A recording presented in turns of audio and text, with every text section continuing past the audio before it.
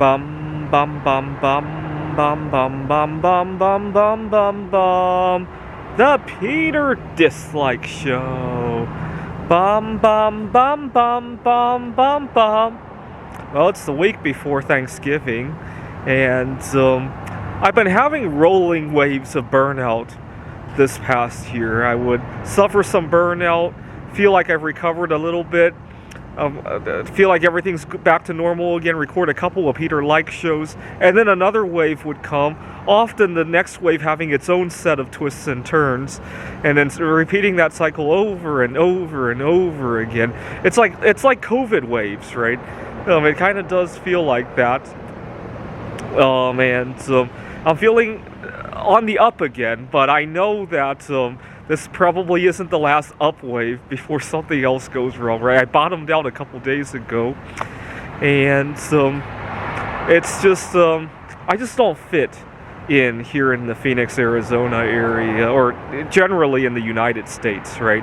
Phoenix, Arizona is not the worst city that I lived in the United States, but to give you an idea, I'm living in a hostel right now with several other roommates, as you guys saw, and I just don't fit in. The other day I was trying to show my roommate how to make a nuclear bomb out of household dust, and he didn't want to have anything to do with it, right? A few weeks ago we had a different roommate. I was showing him a board game, and he didn't want to have anything to do with that either. And meanwhile, my roommates, sometimes I overhear them talk about other stuff that just bores me out. I just don't fit in, right? It's obviously the holiday season. They're talking about Black Friday shopping, and what's on television. And, I mean, don't get me wrong, there's nothing wrong with that. It just doesn't excite me, right? I'd much rather be writing an AI or building a bomb out of household dust. And so I just don't fit.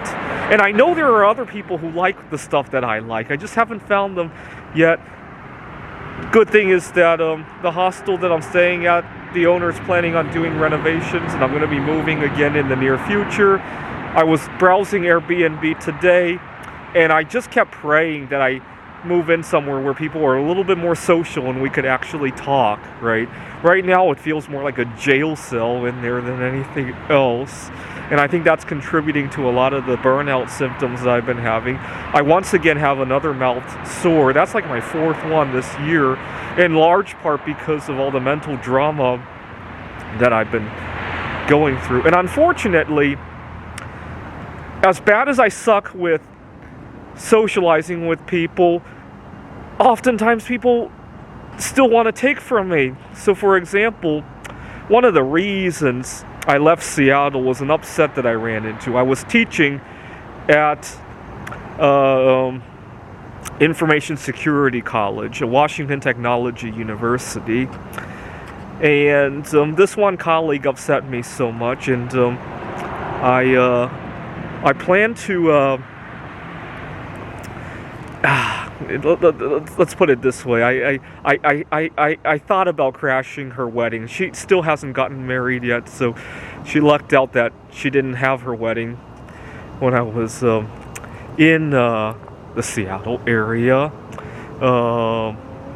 So during COVID, she had her sister was high risk, and she ended up getting COVID, and she had to take care of her nephew, and I gave her like 5 or 6 vacation days so that she could continue to get paid for that. And also, there were a lot of other stuff that needed to be done, and I was writing stuff for her in terms of coursework and all that. And then she has the audacity, and COVID's done with. We go back to the office early 2022. I'm getting ready for a Computer Olympiad conference. I had just ordered a copy of this board game that I wanted to program for the AI, and I was all excited. It was February, but to me it was Christmas Day because Christmas of 2021, there were a lot of shipping delays. So that board game was like my late Christmas present. And when I opened it, I discovered nobody wanted to play that board game with me, and I thought my colleague, she ought to play a few rounds with me. I was so nice to her during the previous year, and she just got too busy, quote unquote too busy, I should say. I mean, she never had a shortage of time for all sorts of other fun stuff, right? And she had a boyfriend, which is not a problem. I didn't have any interest in her. She probably assumed that I did. I just thought that we should be a team and help each other, right? Her with her nephew not having child care, and me with wanting to compete at the Computer Olympiad. It didn't go that way. And yet, when she needed me, all of a sudden I was the most popular person in the office. It didn't go the other way around. That was the last straw. This was February of 2022, and I vowed to leave Seattle behind and never look back after that experience. And I still want to go crash her wedding one day. Just a sad saga. We had a good relation to begin with, and unfortunately what I described with that colleague is not unusual. So earlier in the year, and part of the reason I got upset at my previous job here in Phoenix, I was working at a tutoring center when Taylor Swift was in Phoenix, and all of my students wanted to go see Taylor Swift, obviously, and so we had a week that was really sparse. Only 6-7 hours of work. I was normally working 30 hours, and none of my colleagues wanted to work 6 hours, because given the choice between working 6 hours, most people would rather take a vacation. I don't think my colleagues were going to see Taylor Swift. They're too old for that. But what they were doing was using that opportunity to get out of the Phoenix area, and I stayed behind. Now, you got to remember what traffic was like, right? So that 6 hours of work really was more like 12, and then I make $6 times whatever I was paid, and just really frustrating because I didn't get a break out of that. In fact, that was the most stressful week of it all, right? You also have to remember who stayed behind, right? The people who actually needed to study, right? Which was nice to work with, don't get me wrong. But in an ideal world, I would have still gotten paid for 25-30 hours of work. I guess maybe that would have been more tolerable. And then my colleagues come back, the students come back, and there's just lack of reciprocation, right? The month, maybe there was something that I wanted to see. I'm not a big fan of Taylor Swift. What I am a big fan of is when the skies above us have a concert of some sort, right? And I never got time off to tend to that, right? And it just makes me vow to check out of the United States altogether. And then I finally find somewhere that's somewhat okay to live, and I get into a fight over nuclear material, making a nuclear bomb, and earlier today, what really made me want to check out of the United States was last night. Right now in Phoenix, you can see how I'm dressed, right? It's about 60 degrees at night, it's 90 degrees during the daytime, not terribly uncomfortable, even if I have to move out of the place, right? This is the kind of environment where I would tolerate living out of my car.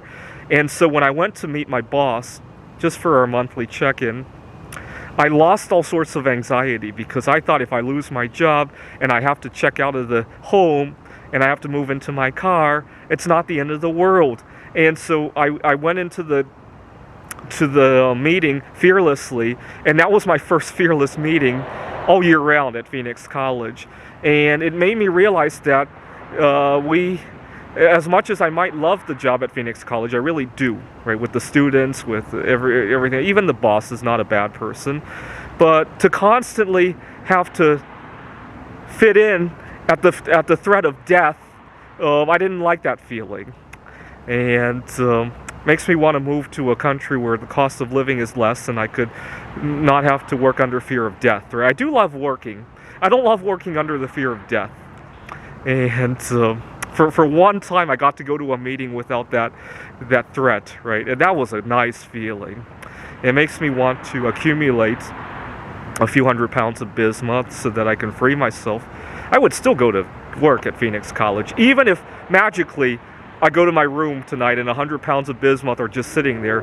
Tomorrow I wake up, I'm still driving to Phoenix College. I just would have a whole lot less anxiety without the threat behind me, right?